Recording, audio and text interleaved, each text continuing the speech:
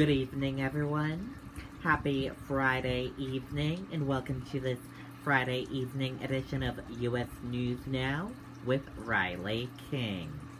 I'm Riley King, and we have a lot of news to get to, so let's get started. First up, we are following breaking news that happened just before we came on air during the 6 o'clock p.m. hour. We can tell you that Air Force One helicopter landed at Walter Reed Medical Center not too long ago. Trump will spend a few days at Walter Reed Medical Center. Trump has a low-grade fever, chills, nasal congestion, and a cough due to COVID-19. He tested positive for COVID-19. He tweeted that early this morning around 1 a.m. and he will be staying at the Walter Reed Medical Center for a few days to be observed. His wife, Melania Trump, will stay at the White House, and she also tested positive for COVID-19. We can also tell you that Vice President Mike Pence and his wife have tested negative, and Joe Biden and Kamala Harris and Jill Biden tested negative. We will keep you updated on all of this as more news develops. Now let's take a look at this video. Trump diagnosis comes after months of opposing to mass public gatherings. Let's take a listen to that video from ABC News.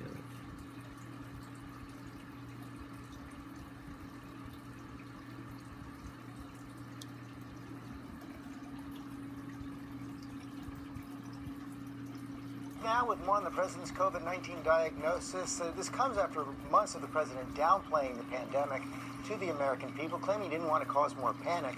And of course, the president has attended crowded rallies, rarely seen in public wearing a mask, despite recommendations from top health officials. Often heard mocking Joe Biden for wearing one as late as the last debate on Tuesday night. Our chief national affairs correspondent, Tom Yamas, has that side of the story. Good morning, Tom. George, good morning to you. As you mentioned, the president has downplayed this pandemic. He's admitted to that. His logic was he wanted to stay positive to help America get through this highly infectious and deadly disease. All of this, of course, happening during an election year. But this morning, the president is learning in the worst possible way. You can't argue your way out of this pandemic. The president's positive test comes after months of a dangerous gamble, downplaying COVID-19, floating public health regulations, and minimizing the dangers of the virus. I wanted to always play it down. I still like playing it down. Yes, sir. Because I don't want to create a panic. The president has also frequently criticized his own scientists for recommendations on masks, and just 3 days ago attacked opponent Joe Biden for regularly wearing one. I don't wear masks like him. Every time you see him, he's got a mask. He could be speaking 200 feet away from it. He shows up with the biggest mask I've ever seen. Despite the science, the president admitting when it comes to wearing a mask, he just doesn't want to do it. Well, I just don't want to wear one myself. It's a recommendation. They recommend it. I'm feeling good. I just don't want to be doing, I don't know, somehow sitting in the Oval Office behind that beautiful Resolute desk. The great Resolute desk. I think wearing a face mask as I greet presidents, prime ministers, dictators, kings, queens, I don't know, somehow I don't see it for myself. I just maybe I'll change my mind, but this will pass.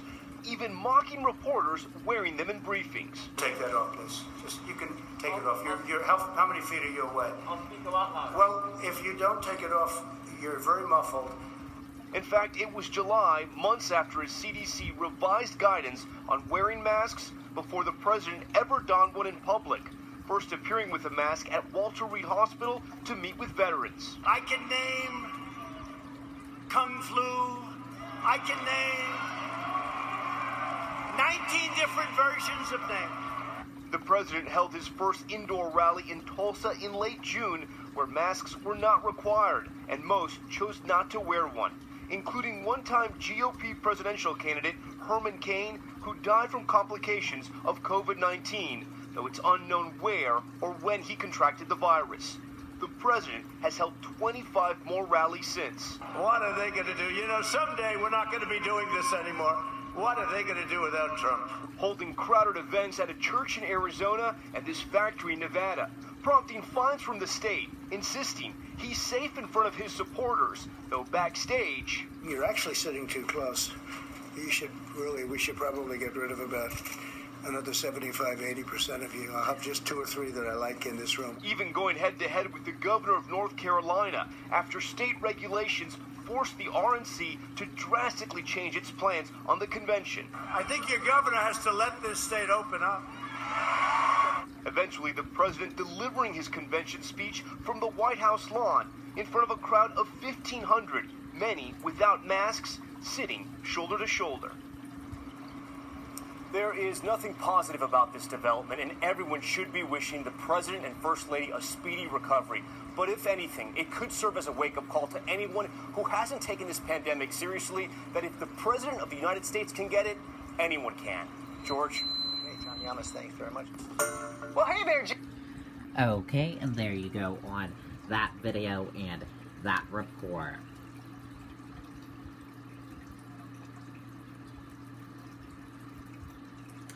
So, what does this mean since the president tested positive? What does this mean for national security? Let's take a listen to that video from MSNBC.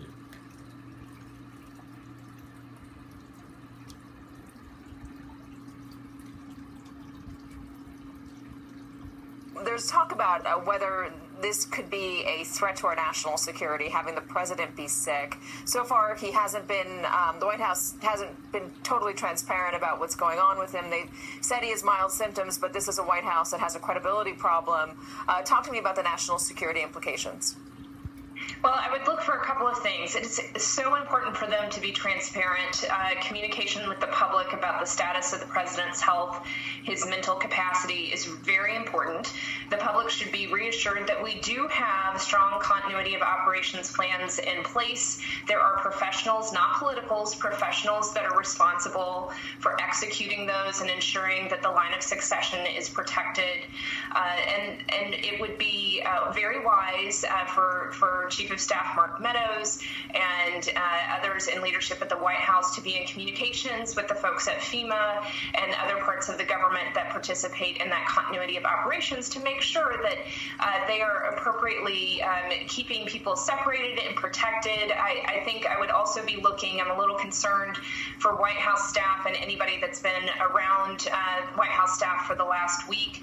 That could be a number of national security professionals. So this would be an appropriate time to, if they're not already doing it, move to an operational battle rhythm where you have multiple teams on duty and you rotate those teams. So if one team goes down, you still have 2 or 3 other teams that you can call upon. So the professionals in the government know how to handle this.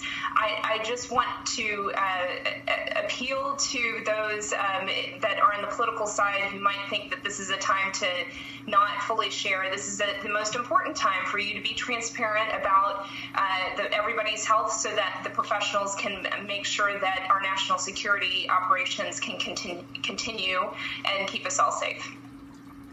Let's drill down on that for a moment. Our adversaries are always looking for an opening, always looking for a weak spot. Why is it important for the White House to be abundantly clear, transparent as possible about the condition of the president? Well, I mean, there's a couple of factors, right? We know that COVID, for some people, it can have an effect of affecting your mental abilities. You had a doctor on earlier, talked about potential confusion. And so you just want to make the right decision about when and if the vice president may need to step in while he is not feeling well. This has occurred in the past. I don't think we need to be alarmist about it. It would be better for them to just be transparent about where he is and what kind of help he may need in order to recover. But the other thing that I would be watching for anytime anytime you have an episode like this and the President of the United States is, has a health concern, our adversaries do look for opportunities when we might be distracted to try to take advantage. And they may do this. We know that Russia is a master at disinformation. They may try to exploit this episode and create conspiracy theories or sow more division within our country. Other adversaries may look at this as an opportunity to maybe try to make a strategic gain militarily or economically and think we won't notice it. Let me convey to both our adversaries and the public that the career professionals in the military and in the intelligence community have their eye on the ball. They are going to do their jobs and do their jobs well. We are have a very strong national security apparatus, and I have no doubt that any attempt to try to take advantage of what they perceive to be as potential chaos at the United States will be met appropriately. And I would also remind everybody that the national security community has been dealing with chaos from the Trump administration for 3.5 years. They're quite used to, at this point, how you operate with somebody at the top that isn't exactly forthcoming and transparent about information. You make such a good point, because when our adversaries try to sow disinformation, the way to combat that is complete transparency and honesty from the White House. That's how you assure the American public that what they're seeing is the truth and not what they're reading online. Frankly, can't trust a lot of what you read on social media. I think we all know that by now. Elizabeth Newman. Hey there, I'm Chris Hayes from MSNBC. Okay, and there you go on that video and that report.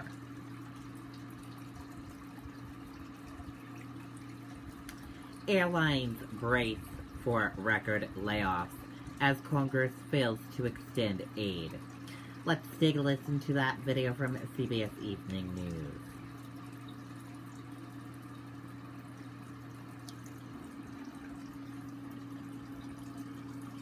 The pandemic continues to take a terrible toll on the economy and American workers. Today, we learned another 837,000 unemployment claims were filed in the last week. Congress is still trying to agree on trillions more in stimulus, and today is the worst day of layoffs in the history of American aviation. Here's CBS's Chris Van Cleve. When Julie Gilbert was badly burned in the fire that killed her 23-year-old son, her work as a flight attendant was there. When her husband died of brain cancer, she again relied on work. I am so happy every time I put my uniform on. But when she woke up this morning, Gilbert was without the work she loves, furloughed because of the pandemic. I will lose my insurance for myself and my children, and I will lose probably my home. She's among 45,000 airline workers set to be furloughed or laid off starting today after Congress failed to agree on a COVID relief package with additional airline aid. House Speaker Nancy Pelosi negotiated by phone today with Treasury Secretary Steven Mnuchin, while both sides pointed fingers. People facing layoffs is because of Nancy Pelosi. We want an agreement, but it's got to meet the needs of the American people. And across America, job losses continue. Disney laying off 28,000. 3,800 more at Allstate. Amtrak set to cut about 2,000 jobs, and the cruise industry remains in dry dock for at least another month. Tonight, 179 million Americans now risk having their power or water shut off as bills pile up. Bans on disconnections expire in 8 states this month. Gilbert admits she's worried, but is pushing ahead. I'll find something else. I'm resilient. I'm a survivor. I'm a fighter. Tonight, Southwest CEO warned employees without additional government aid, his airline may also have to consider furloughs, something Southwest has never done. United and American say they could reverse their 31,000 furloughs if there is a deal soon. But time is running out. The House is set to go on recess until November, tomorrow. Nora? So tough for so many families. Chris Van Cleve, thank you. Okay, and there you go on that video and that report. And thank you for joining us for this evening edition of U.S. News Now with Riley King. Have a great rest of your Friday evening, and see you back here next time for another edition of U.S. News Now with Riley King. Good night and goodbye, everyone.